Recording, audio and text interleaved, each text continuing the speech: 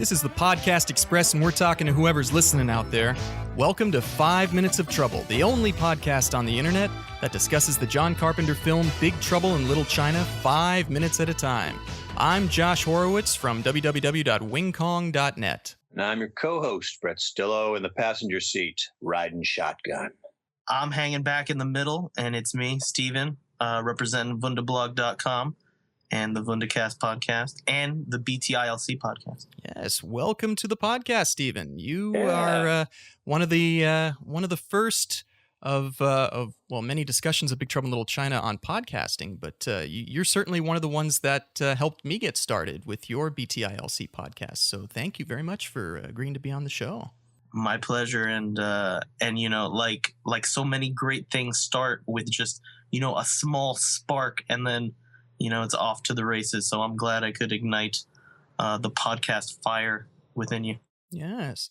You know, actually, I was just listening back to the episode of BTiLC when I was on. That was almost a year ago.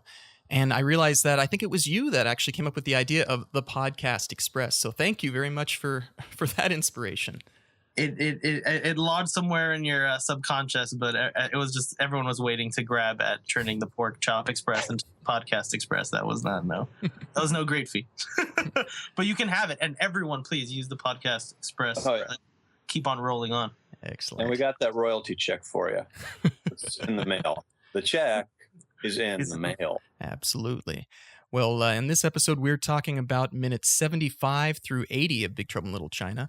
These minutes start with the eyeball guardian smiling at Jack and his friends, and they end with Gracie Law saying no way and hitting a priest.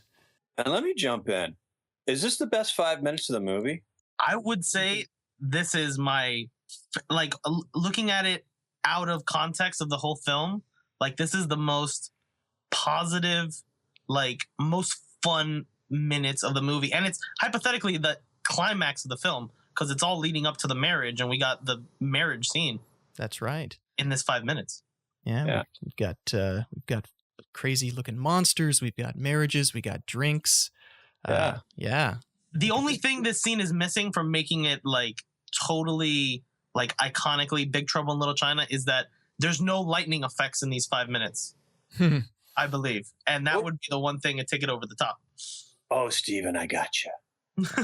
Oh, Steven, it's a little down the road, but it's subtle, but there is a little tiny bit of light. There is a brief spark. Oh my. There's a brief spark, but that's okay. Is it in the eyes? Is it in the eyes? Yeah, not in the eyes, but yeah, we start with our friend the Guardian. Mm-hmm. Is he our friend? No, he's not our friend. He's our enemy. We start with our enemy, the Guardian. He's got a nice smile on his face, though. Yeah. A creepy one, but a nice smile nonetheless. Yeah. And I can't remember, did we talk last week? How does he eat? Or I guess he's a supernatural creature. Probably eating is not important to him. Well, maybe, you know, he drinks some saline solution when he needs to, and there you go. You know. Saline. He soaks like so much dentures. Yeah. I always figured that he, like, you know, the information sustained him, you know. He's a probe droid from Empire Strikes Back. So he is like a probe droid. He's like an organic supernatural probe droid. And you know, I don't know why with the Guardian, because I never think about this with like other monsters, but you know, you're watching a monster movie. He must smell bad. Doesn't he look like he just like reeks? He does kind of have that look to him, I suppose. You know. Yeah, he just a bad body odor or eye odor or something. He is that gunk in your eye in the morning before you scrape it. Oh yeah, yeah. I guess he has sort of a booger-like skin texture. Yeah, no, that's all good testament to the creature creation of Steven Johnson and Boss Studios. Absolutely. And the lighting on him is like he's just like side shadowed, and he really fits into the scene well. Like they really match the tones perfectly, like seamlessly. And they never share a frame, so they never had to pay that extra money. But it works. Yeah, I mean, they're using some sort of a blue screen effect circa 1986. You know, one of the things that I I notice on this one is that if you look at his eyes, you can't really tell what the color is. And we'll get to this later because you're going to get another shot of him, I guess, not against the green screen. But moving forward with this, I like the fact that, Jack gets off his 2 good shots. And notice that the Guardian has a little bit of a delayed reaction when he realizes he's gotten shot. Yeah. It's like, no fair. You shot me.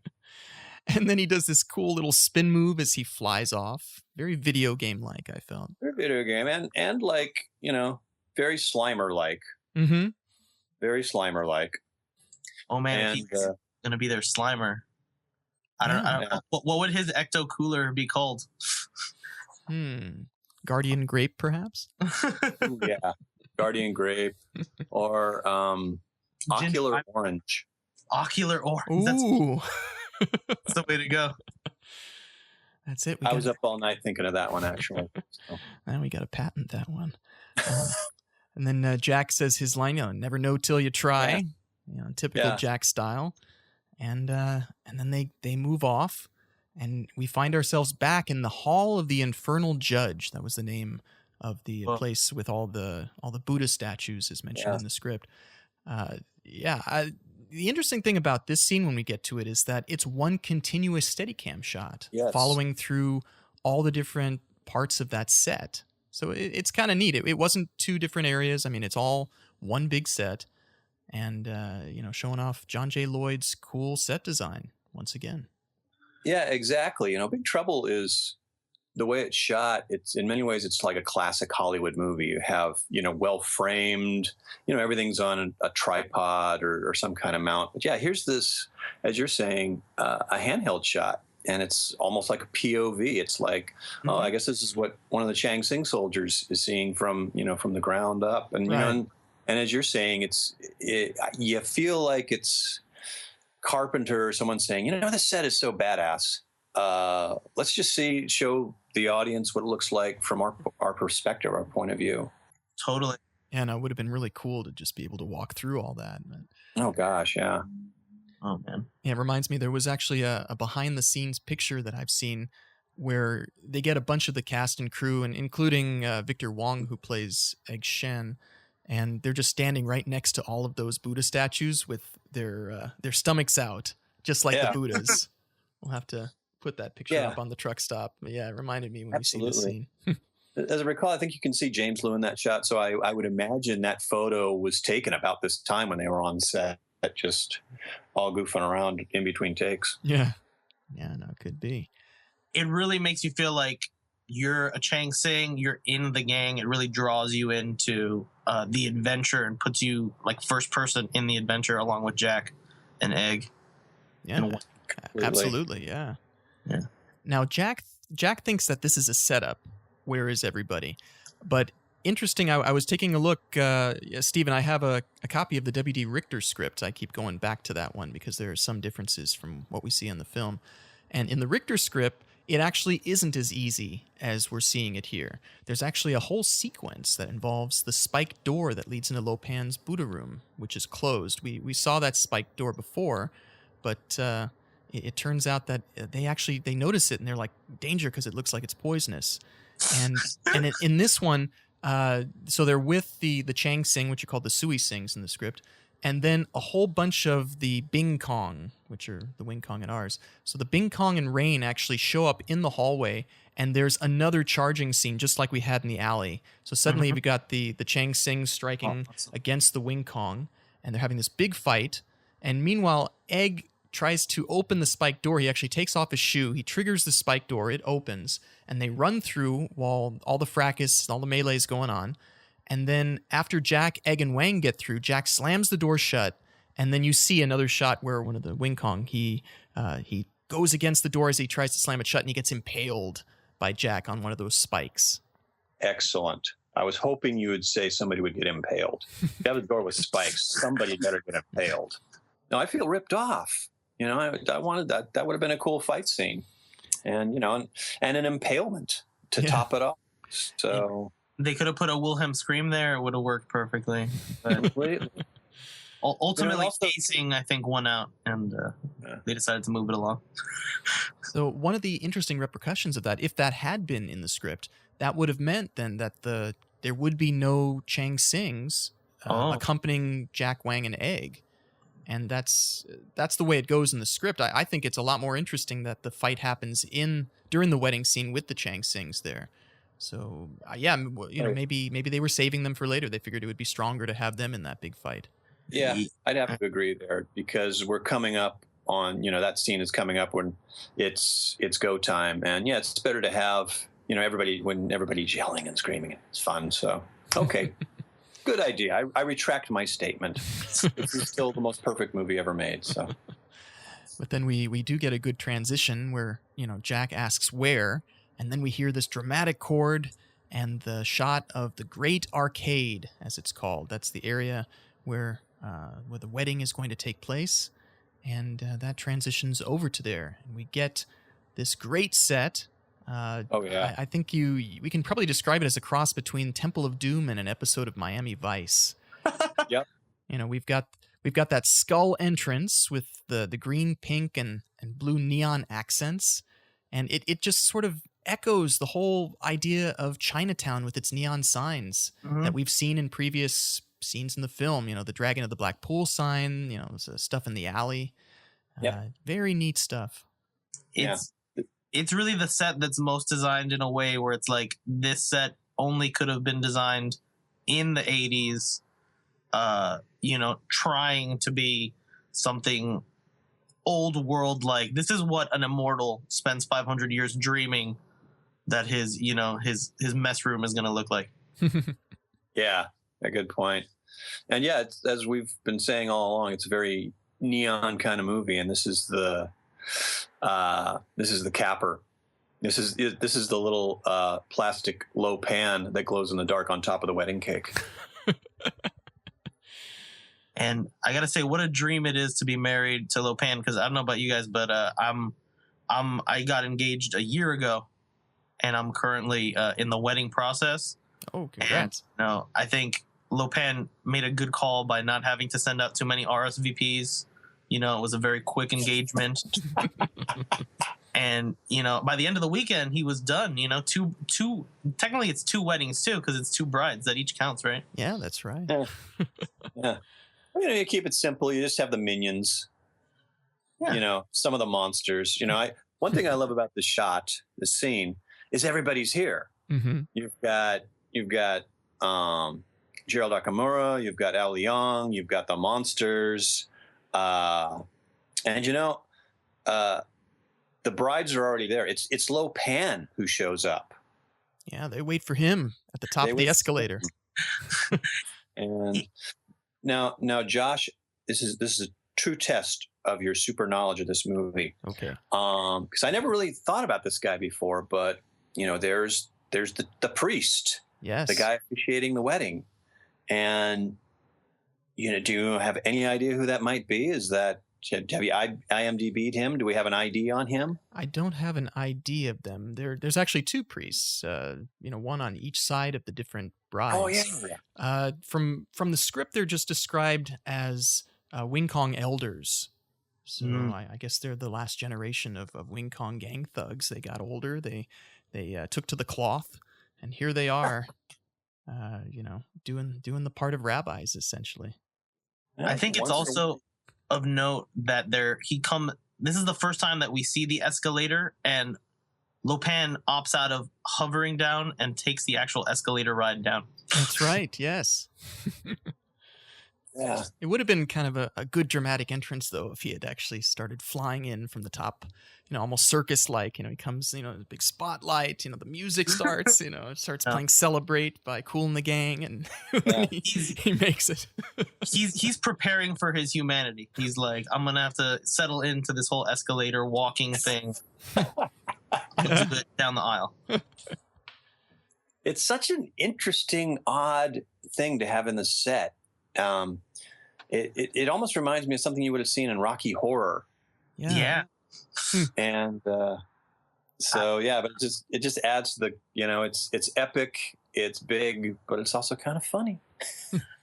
I don't know if this is the the pop cultural frame of reference, but I know there's the trope of the stairway to heaven, and then I think maybe it's The Simpsons maybe that had the escalator to hell. So maybe they were going for that. This is the escalator to like the darkness and the underworld. Yeah, that's a good call. I think you're right. And also, we are in the lair of the Wing Kong, and we know they rely heavily on things like elevators and closer TV. So yeah, why not escalator? Yeah, lots of elevators. This is the first escalator, though. I don't think we. Who's the escalator operator who comes down there to repair that escalator when it breaks down eventually? Does he have to get his mind wiped, or does he just die at the end of his service to Lopan? Yeah, that's a good question. I wonder if one of the storms does that, or if they have a special Wing Kong who has that task. I think it's the Yaren. I think he also works on the escalator. We all just assume he's a slobbering monster, but he's actually quite skilled. He's probably strong enough to carry the whole escalator in. Yeah, very delicate hands there. Yeah. So this is where the lightning effect is on. Right, you found it. Yeah, it's pretty subtle. It is, but it's a character moment. That's what's great about this movie. The lightning effects are character moments. That's a good point. Like, yeah, no other film can purport that. Yeah, it's like his casual lightning. Yeah, that's his. I'm so excited. My boss is gonna win lightning. I finally picked the right side. Yeah, maybe for him it's like a hiccup. Woo! Like he's giddy. One of the things I did want to mention, the way that the whole set is actually seen is described pretty much in detail in the Richter script. This is what he wanted. He wrote, he described it as a vast subterranean room lighted both by torches and the most unnerving mix of shabby Chinatown neon lights and signs, a schizophrenic inferno that jars us with its demonic strangeness and touristy kitsch, truly the Chinatown of our imagination. I'm picturing that same sheet of paper on John J. Lloyd's desk, just staring at that, saying, how the hell am I going to do that? Yeah, actually, from what I was reading in the script, he was describing, Richter was, how there were actually signs that would be from Chinatown in the Great Arcade. So it's something like, it said like Chinese noodles or, eat at Joe's, that sort of thing was actually there. So cool. That's so cool. And one final thing about this scene, just got a shout out once again to our master cinematographer, Dean Cundy. Because it's just like, it's everybody on both sides of the camera just kind of firing at all cylinders. Yeah. It's epic. It's big. Yeah, no, very, very well lit and... the composition. Compositionally, yeah. Setup of it. Mm-hmm. I have a question. How do you guys interpret the eye guardian? He sits down on the floor. He sort of like licks his like side of face and then down the middle of his face with his eyeball tongue. Is he just like checking out his hair, like trying to look good for the photos later? Or is he like, like doing like a little like sign of the cross type like prayer, like, I hope this works out, this relationship? I thought that was more just, that's his salutation. That's how he waves to you with his big tongue and the eyeball. Yeah, I like that. That's, he's happy. Again, he's happy. He's like a cat. He just, himself. Now, here's an interesting thing about this. When we see the Guardian, he's not on a green screen. And as a result, if you look, you can tell his eyes are green and pretty bright green, too. But if you were to look at the scene from before, it was harder to tell. And nice. That's probably because it was on a green screen at the time. Oh, I really got to watch this movie. Get to it, Brett. You guys wait for me. I'll be back in like an hour and a half. If his eyes are green, what if he was like some strange black magic experiment to create a girl with green eyes that went horribly awry? Ooh. And then he just kept him around as a probe droid. Yeah, or better yet, Lopan talks about how there have been other girls in the past. So I wonder, if the girl doesn't work, he kind of throws the girl into his vat or something, and then it becomes part of this Guardian. So the reason it has so many eyes is that's all the previous green-eyed girls that didn't work. Or no, he just kills them, takes their eyes, and throws them, and then it gets added to his the eyeball Guardian's vision. Oh, there's your Hannibal Chew reference right there, Brett. There you go. Wow. Calling Pete Mummert. Mm-hmm. And Stephen, it's been nice having you on the show, but you got to go. You got to write this right now. This is fan fiction. This is a follow-up. That would be a great issue for the Big Trouble comic book. It's like, the Guardian is made up of green-eyed girls. And that means also there's all these angry spirits of green-eyed girls wandering around too. So, get to work, man. I'm on it. Tickle. Good. Away. Notice the Guardian also has 2 bullet wounds in it. You know, the attention to detail here is good. There was continuity. He got shot, and he looks like he got shot. Another thing I have here, you know, we do see, you were right, Gerald Okamura and Ali Yang are there. You know, they're standing somberly in the audience. Notice that Gerald doesn't have his 6-shooters this time. Instead, he's got 2 gleaming axes. Yeah, so they gave him an upgrade. Well, the gold would have really messed up the color palette of the wedding, so he went with a silvery axe, I think. That's right. The wedding invitation probably said something like, you know, make sure that, you know, you bring your dress formals or something, but yeah, we can't have gold. Do not offend Shang Dai with gold ornaments. Right. Got to stick to the right color tone. It's got to match the neon. Plus, you know, in a few minutes, we're going to have a big fight. We don't want any guns. This is a no guns fight. We want a good, honest knockdown, drag out. So, no, that's for the alley. That's outside. That's street talk, guys. Come on. Yeah. You know, it's true. You know, jumping ahead a little bit, but the only one who has a gun at this fight is Jack. And we'll see what happens to him who brings a gun to a knife fight. It was on the invitation. He didn't get the invitation. Yeah. Yeah. It says, we don't want any gifts, but don't bring any guns either. This is a no-gun wedding. So, and again, we'll see what happens. Question, do we know, or maybe you've covered this, did they use contacts for the white eyes, or was that something they had to, like, erase and post? Like, yeah, those are contacts. Like contacts? Yeah, they would do that today, you know, using CG, but yeah, the whole white eyes thing. Yeah, they still got it going. Creepy looking. Yeah, that's a pretty old bit in makeup. I'll go tangential on you guys just for a minute, but you know, the first guy I think who perfected that effect was the legendary Lon Chaney with the Hunchback of Notre Dame. And as I recall, to get that dead eye effect, he took an egg white and he glued it over his regular eye to get that look. So I'm sure by the 80s, they were using contact lenses and they weren't cooking the prosthesis. But that is kind of just a classic bit, having the dead eye or the white eye. Let's see, and yeah, we mentioned the Chinese wild man is there. He's poking around the corner. Everyone is in attendance at this wedding. But then we go back to Lopan's anteroom. We have this funny little bit with Wang and Jack involving the hollow door. Always like that part of the line. You know, hollow. Is that line in the script? That almost seemed improv to me. It is in the script. The hollow part, the profanity though, that's done by Richter just writing that in the comments. It's like, oh, it's hollow. Okay, perfect. Lots of air horn coming here. Yeah, lots of air horn. But yeah, that seemed to be a very impromptu. You know, I would have thought more Kurt Russell, just you know, and he gets to pull out his magic knife. That's right, the magic knife makes its appearance right now. Yeah. And then we get yet another elevator. So by now we're pretty drunk with all these shots in the BTiLC drinking game. That's got to be at least the 5th or 6th elevator we've seen so far. And then it's time for the medicine. and you gotta love his delivery of that. It's kind of like he's a mom. Time for the medicine.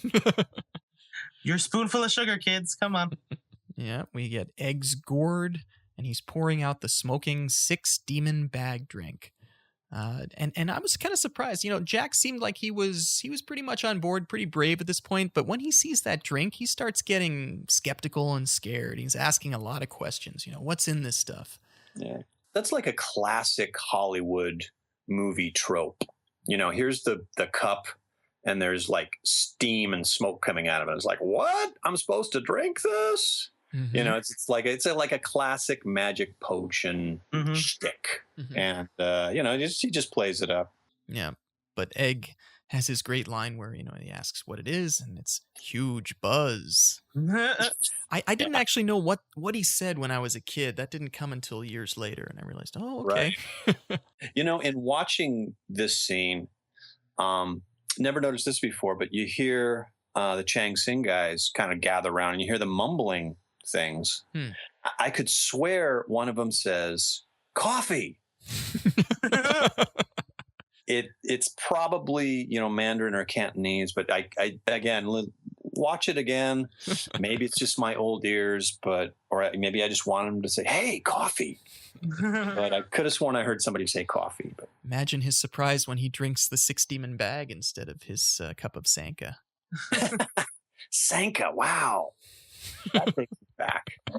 The Six Demon bag too is the coolest name for probably any bag in existence. Like Mary Poppins bag ain't got nothing on the Six Demon bag. No. No, in fact, you have a good point. I mean, that's Six Demon Bag. That's a website. That's a band name. Totally. I dreamed of calling my band that in high school. No joke. That's cool. Yeah, because that's a great band name. Yeah, and apparently Egg Shen was the first to get into molecular gastronomy. You know, creating these amazing, very what is it called, dry ice based concoctions for people to power up on. Mm-hmm. Yeah, if we'll remember from a previous scene when, before they get down there and we're in Egg's, his warehouse or whatever, and they talk about how, oh, this place is a dump, but he's got the stuff in these bottles are priceless. Mm-hmm. So yeah, Egg has some experience in mixology, and we can see it here. And just these cups, these like really bright golden cups that Lopan has just been hoarding away, and they probably haven't seen a good, group party drink in hundreds of years. Mm-hmm. Finally get polished off, only for his own most mortal enemies to come and enjoy this fruit that'll ultimately be his undoing. Oh, the irony, the delicious irony. It's so sweet. And then the best part is this is like some of the best dialogue in the entire film. Each person's line gives them is totally character based and really, plays up to their archetypes. Like Dennis Dunn, in wrestling parlance, Wang is like the white meat baby face of the and he's the one who, as he's about to go into battle, is thinking about like all these American soldiers and all their great history and how he's going to honor that when he takes battle now. Yeah, that's the interesting thing. So the toast that he gives is a very American toast. He's mentioning the Army and the Navy, America's colors, and it's interesting. I mean, here's a film where it is called Big Trouble in Little China. I mean, it's clearly based in Chinatown, San Francisco Chinatown, and we have our Asian and Asian American actors, but this is a call to the fact that we are in America, and not to forget it. And it's very poignant that we have that in this film. That it's not just taking the extreme Asian approach here. Yeah, because a lot of our characters, they're prosperous, they're in the community. They, Wang's, came to America working hard, trying to live that up to that American dream. How does it all start? His fiance's coming to the USA, and his life is going to start. Yeah, I mean they are Chinese, but they are Americans. And they remind us of this, yeah. And they're proud of it too, which is cool.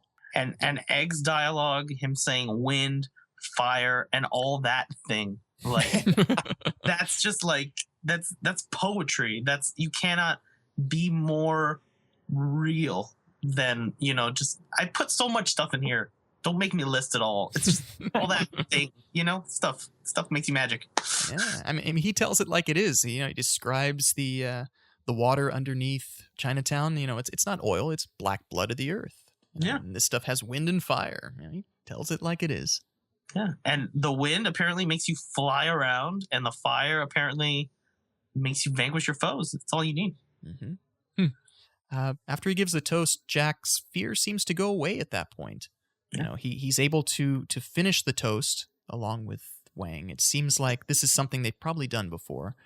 And then they all down it, I noticed that Jack burps as soon as they leave. Yeah, the burp's nice.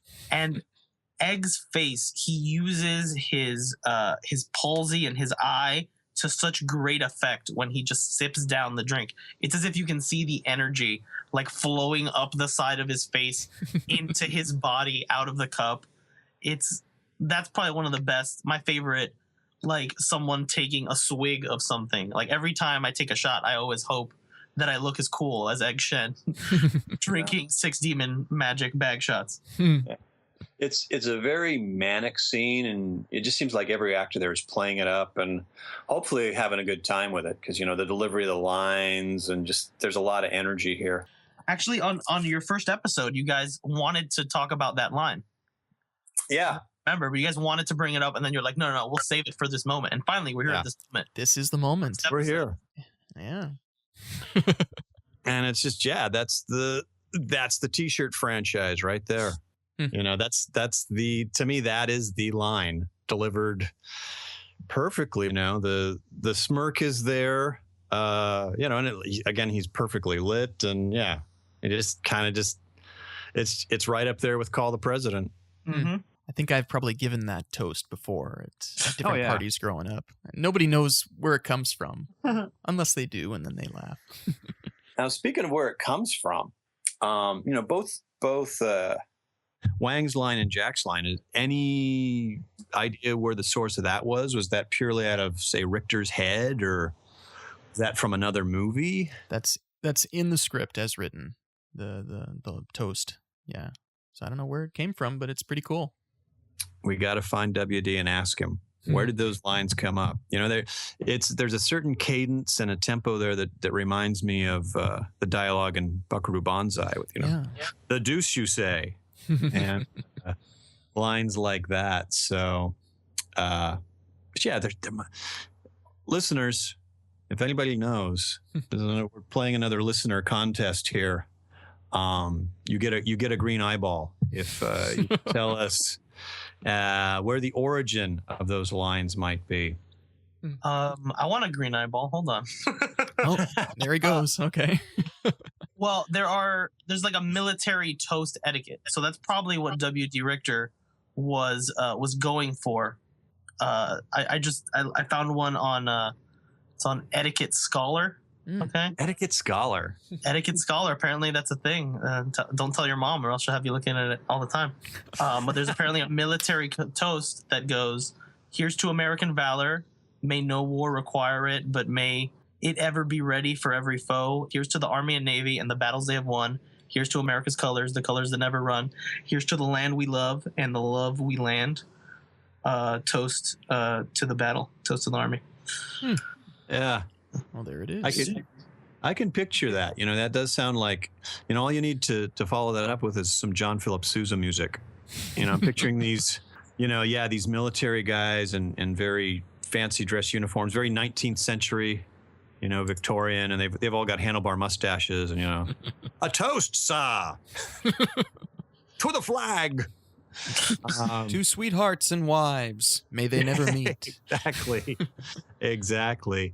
There's more useless information. The Naval Academy, Anchors Aweigh, the United States Navy anthem has there's some line about, here's a toast to the foe, so it's like, we'll drink tonight and then we'll go out and fight, and just, that's kind of, again, it's kind of a throwback to another age. Well, Stephen, I think that you do deserve that green eyeball. We'll try to see if we can get that to you somehow. Well, hopefully the Guardian doesn't intercept it and add it to his collection. Yeah, well, it may have a little bit of his goo. We'll have to sort of grab it off of him, but he's got a couple left over. He'll be okay. No, he'll be delivering it. He'll have like a little Western Union old-fashioned bellboy cap, and you'll get a knock on your door this evening, and he'll just stick his tongue out and just take the eyeball, and then it's yours. So moving along, we now enter the elevator, and we get the aftermath of what it's like to feel the buzz of the 6 demon bag. So everybody needs to look at the expressions of all the people in that elevator as it goes down. Everybody's pretty goofy looking. Yeah. And everyone's sort of at least the guy next to Egg he puts his arm his hand right on Egg's shoulder and kind of like grips him for a moment and like sort of in like a loving sort of like I'm starting to trip out sort of way. Yeah. That I was really enjoyed. Yeah, we get some very pulpy lines coming up. Jack saying how he feels kind of invincible. I always thought that said invisible when I listened to that before, but no, it is invincible. And then Wang's retort, he's like, yeah, I've got a very positive attitude about this. It's just really cheesy, and it's cool. They're about to go into battle. It's like outtakes from a Tony Robbins lecture. And it really captures like the beauty that people probably feel when they're like in an elevator with a group of friends and you're all kind of a little buzzed and a little drunk, and it's just like this goofy feeling of, moving around. Yeah, take a look at James Liu. He's back there, and it looks like he's totally cracking up. He gives the Chang Sing hand sign to Wang at that time. Yeah, and you're right, Stephen. It's a nice touch when James Liu puts his arm on Egg. When I was reviewing that, I thought, I bet Offset, in between takes, they were just like clowning around and having a good time. It just seemed to be almost like more, two actors just like, hey, it's great working with you, man. Yeah, you too. It's a nice little moment. And I was just going to say, like particularly with Wang's line, to me, it's another example of the exposition explosion. Mm-hmm. It's almost like Richter is just like feeding lines into Wang, and it's just like, I'm reading the notes from the screenwriter. You're supposed to feel this way. I'm supposed to feel this way. Move along. And then the payoff to I'm feeling invincible with then coming back and feeling like it's getting hot in here, and then sort of like that nervous energy sort of returning again, at least for Jack, is great. It's just so well delivered. Maybe it also means they're about to enter the hell of the wedding ceremony. Yes, we do. We open up the elevator door, and we enter the great arcade. Notice that the elevator is, of course, another Buddha. Add another one to our list. Nice. And we get to see just how many bad guys are at the wedding, and it's a pretty decent turnout. Probably about 40 to 50 right there. Yeah, and a reminder that our heroes are greatly outnumbered. Mm-hmm. They're vastly outnumbered. How will they survive? Nice little Shatner there. Yeah, that kind of slipped out. I have been listening to Wrath of Khan Man. Hi, guys. But and I was just listening to an episode with Crystal. But I'm plugging, aren't I? But they were talking about pauses and pauses and pauses, and that's kind of Shatner's whole thing. But he's not in this movie, for crying out loud, and I apologize. That's okay. But we do get a view over at Lopan, and he gets the Needle of Love from the priest. and I was wondering, what is that? What is this Needle of Love? Actually, the Richter script talks about it a little bit. It notes that the Bing Kong elders are performing a ceremony whose roots dig deep into spirit medium shamanism, a ceremony where the wedding rings are yin chen, silver needles a foot long with ornate metalwork heads, and then they put the tips in the flame, making it red hot. And later on in the script, he will actually take this red hot thing and plunge it directly into the arm of his bride-to-be. But I couldn't find anything on the internet that actually talked about this as being part of a wedding ceremony. I looked up this thing called Yin Chen, but couldn't find it. Gosh. You think, we know that Richter did his homework here, so you just have to assume, there is some foundation possibly in folklore or tradition somewhere that, maybe he had an idea and he embellished it a little bit, but yeah, all in all, I'd prefer a civil ceremony over that. And notice that Lopan calls his troops my beloved disciples. Of course, He's a benevolent, evil guy, Yeah. And, watching this, you think Lopan is a big fan of Flash Gordon and Ming the Merciless? You think he was like, he went to go see that in 79. It was like, oh, Max von Sydow, cool. He's got the facial hair to match, that's for sure. Yeah, he's definitely. I'm sure there was a sort of, I can empathize with Ming. No one understands him. It's like, he's my kind of guy. He was this too. Yeah. Hey, we have something in common. He writes him a fan letter. It's hard, isn't it? Being merciless. Yeah, nobody knows how hard it is to be merciless. That would make a good kind of cutscene where you just see, the two bad guys in a room just kind of chatting it out. I could see that being like a YouTube thing. Oh God. In a perfect world, you have Max von Sydow as Ming and James Hong as Lo Pan and Christopher Lee as Fu Manchu. Oh. And and they're all coming. How do you get your nails so long? Well, Do you have a manicurist? Well, yes, an evil manicurist. Oh, that's good. They're just like, nice cloak. Thanks. You have a nice cloak too, We get to the part then when we see the Wing Kong audience, they're after the Needle of Love is announced, then they start cheering and they're raising their weapons up and they're cheering. But if you look closely, the film is actually being sped up at double speed. Oh. So maybe they did that because it didn't look enthusiastic enough at regular speed. But I always notice that when you focus on it, it's pretty funny. They're waving their things quickly. If you look at the torches, they're flickering faster. Just that little part there. I didn't notice that at all. That's an interesting bit. Just, probably when they were editing it, they just noticed, hey, we need to ramp this up just a little bit. Movie magic. Yep. And then we get to a part where Egg makes a decision, and I kind of think this ties in almost to Star Wars a little bit, because he insists that Lo Pan completes the ceremony before they actually try to attack him. And just like Tarkin, he's taking an awful risk here. Tarkin was letting the rebels escape with the Death Star plan so they could follow them.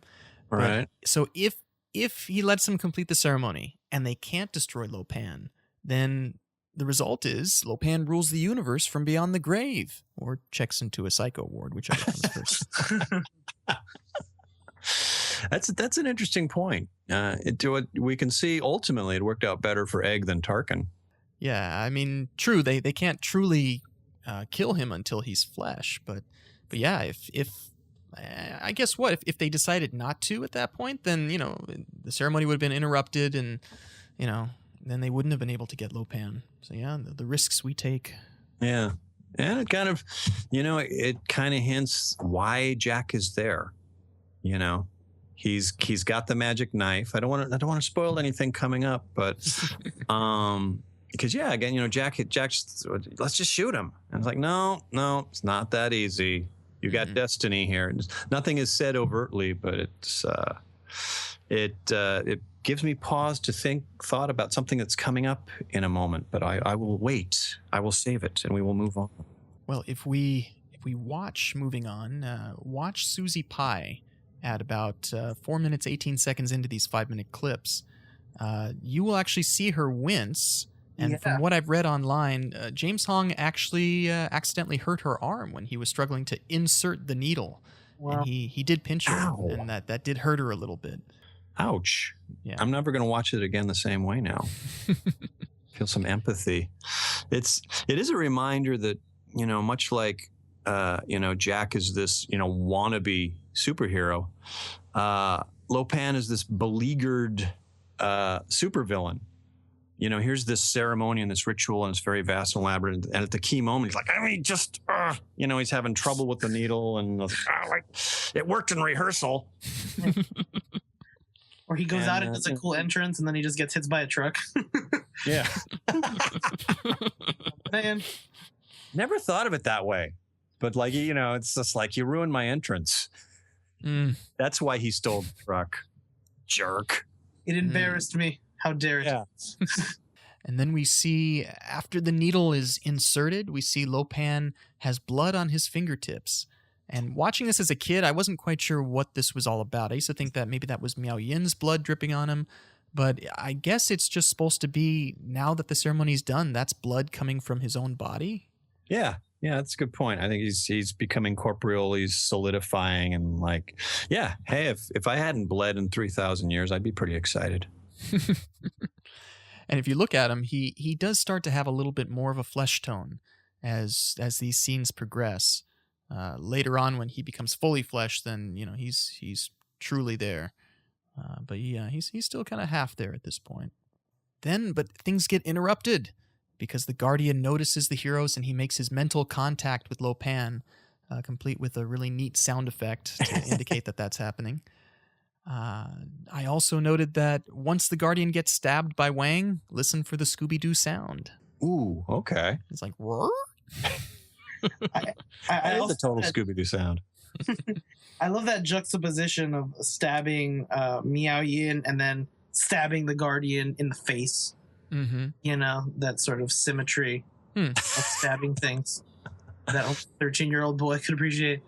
Wow. You poke my girlfriend, I poke your dog. Take that. Eye for an eye. Yeah, eye for many eyes. Eye for many eyes. And then also once Lo Pan gives the call, the spell breaks. They get the color back in their eyes, the brides, and we get another great people yelling at camera, mini montage. Yeah, this is a revisit of the alley scene. In this case, it's Wang who's breaking the Chinese standoff silence. And they all yell. But the best moment comes to Jack, of course. Oh, yeah. Because once he yells out and he decides to join the fracas, what does he do? He does what they do in most movies. He shoots at the ceiling. But this is Big Trouble in Little China, and this is Jack Burton. So what happens? It falls on his head and knocks him out, which is awesome. What I love about that too, really, is that it's a fictional trope. It's like from The Hobbit, where you pass out right before the biggest, most important battle. The key player passes out, and then the adventure's on. Luckily, we get to continue to watch the battle, even though Jack's incapacitated. Mm-hmm. And now we see what happens when you bring a gun to a Lo Pan wedding. That's right. That's that you got what you deserve, Jack. And and what I was going to say a moment ago is, maybe this isn't Jack being clumsy or, his bravado getting the best of him. Maybe it's destiny. Maybe it's somehow magic. So maybe something Egg did that we don't know. But it's like, no. You're not supposed to be in this fight. We got to save you for later. And, again, Jack's, let's plug him. Let's just shoot him. No. This is why. No, there's, somehow magically the ceiling falls on him because this isn't your time, dude. You just take a little snooze, have a break. Just like he has the magic knife that kind of has a way of guiding Jack. Yeah. Maybe he has the magic Tech 9. Yeah. Or maybe the knife and the gun are working together. The knife is sending messages to him like, okay. But I got to say, on a personal level, I've this moment when I first saw the movie, I've talked about how I had my difficulties with Jack and his clumsy behavior and how I really wanted him to be the hero. But at this point, I was back into it. I was enjoying the movie so much. And so I loved it when he got knocked out by the plaster. Mm-hmm. And I was like, okay, yeah, this is the kind of movie. I re-embraced the movie. This is the kind of movie it is. I think it would have been hilarious if at this point, maybe somebody can do a YouTube knockoff of this, but once he gets hit on the head like that and you see him flat on the ground, then it just cuts to black and the credits roll.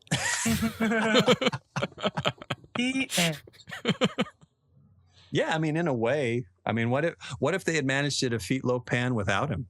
And he just wakes up later. What happened? Whatever. We won. Yeah, here's your check, Jack. Yeah, you want some chow mein? How about a beer? Yeah, it was all good. Or I don't know. He wakes up and he's in his truck and he's pulling in, or I don't know. But I think just cutting to black would be good. Mm-hmm. End of movie. He gets a concussion. But this is an example of how certain movie tropes are sort of taken to what might happen in real life. Later on we're going to get the scene where Jack and Gracie kiss. Yeah. And typical movies, even if the woman has all of her lipstick on, the hero looks unblemished and perfect and ready to go, but in this movie, no, he's covered in lipstick. Yeah. And so here he shoots the ceiling and falls on his head. Yeah, cause and effect, and reality intruding on movies, and that's again, this is what makes this movie I think ahead of its time. It was nowadays we're very much into looking at cliches and tropes and calling them out. Not so much in the 80s. We were still sort of like holding on to some of those things, but not here. It's like, yeah, hey, you know what? You shoot at the ceiling. This is what happens. Mm-hmm. And gentlemen, that that wraps up the 5 minutes in question. So actually, I wanted to talk to you a little bit, Stephen. So tell us a little bit about yourself and about your blog and your experiences with Big Trouble in Little China. Well, I'm just a poor old Cuban boy, trying to have a successful bar is all. I started Vundablog.com a few years ago, I guess, and a podcast spun out of that blog called the Vundacast on iTunes and Stitcher, and I'm a big Kevin Smith fan, and when Kevin Smith decided to do a podcast dedicated to the show Frasier, it really opened my eyes to like, wow, I could do a podcast about whatever minutia I wanted to. And that was like, I should talk about my favorite movie because I enjoy my favorite movie. And it was right when I was about turning 29 years old, and I was feeling like I should really embrace something that I feel is a core part of what makes me me. And I decided that thing was my appreciation for Big Trouble in Little China. I can remember in high school showing that film to friends and getting their take on what they thought, what stood out to them in the film. I remember showing it to some buddies of mine and them just dying of laughter at Kurt Russell's performance saying son of a bitch must pay. And ever since then, that moment I immediately called back. That moment when I was, younger and had my life ahead of me. This film really encapsulates that for me, and I wanted to have a podcast that was, sort of a microbiological look. Like if most podcasts look at like general big macro ideas, I wanted my podcast to like zone in and really take a look at the minutia of what goes into a movie. And then I decided to propose, and then my whole life got sidetracked. Planning a wedding. Your bride-to-be is not a girl with green eyes, is she? No, I've been looking for one for thousands of years, and I couldn't find one. So I just settled for an amazing pop culture junkie who hosts the Vundacast with me most weeks. Great. Awesome. So I really appreciate being on this episode. I'm a big fan of you guys, big fan of the WingKong .net, WingKongExchange.net. As far as I'm concerned, it is the premier Big Trouble in Little China site on this internet or any internet in any universe, as far as I know. Not even on the dark web do they have a better Big Trouble in Little China site. Well, thank you very much, Stephen. Yeah, that site's been up for a long, long time, and I really need to update it more often. There's a lot of stuff that's coming out with Big Trouble in Little China lately, different screenings and stuff, and yeah, gosh, that site's been up there since '95, if you believe that. Yeah. Belated happy anniversary, 21 years. Your website can drink now. Yeah. You can actually legally have the 6-demon bag. Sensational. Sensational. What's in it? Yeah. Stephen, again, thanks for being on the show. And good luck with your wedding. When is it going to happen? It's actually going to happen in March of next year. I gave myself like a year to plan it, and apparently that was not enough time. But we're going to March 11th, 2017. I will be plunging the needle of love into my bride to be. Yeah, are you going to try to theme it somehow? Add some Big Trouble elements, perhaps?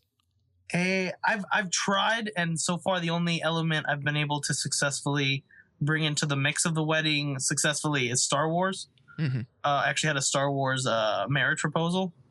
Oh, nice. I proposed at a Force Awakens screening that I held for my family and friends. I like bought out the entire theater, and then I surprised them by with this band called the Magic City Hippies that are very talented, and we serenaded my bride to be with I Just Want to Keep on Loving You right before Force Awakens played, and I was in like a Jedi robe and stuff. It was That's cool. big shit. Because that's the only thing the Star Wars is all I was able to keep. But I will promise you and the listeners this: I will have my Jack Burton T-shirt on underneath my suit. Oh, nice. With Excellent. logo beneath it, because it works. It works. It's white. It's like it's like a camiseta style thing. Nice. Maybe you could get one of those Funko plastic figures from Big Trouble in Little China. You could put Jack and Gracie and put it on top of your wedding cake.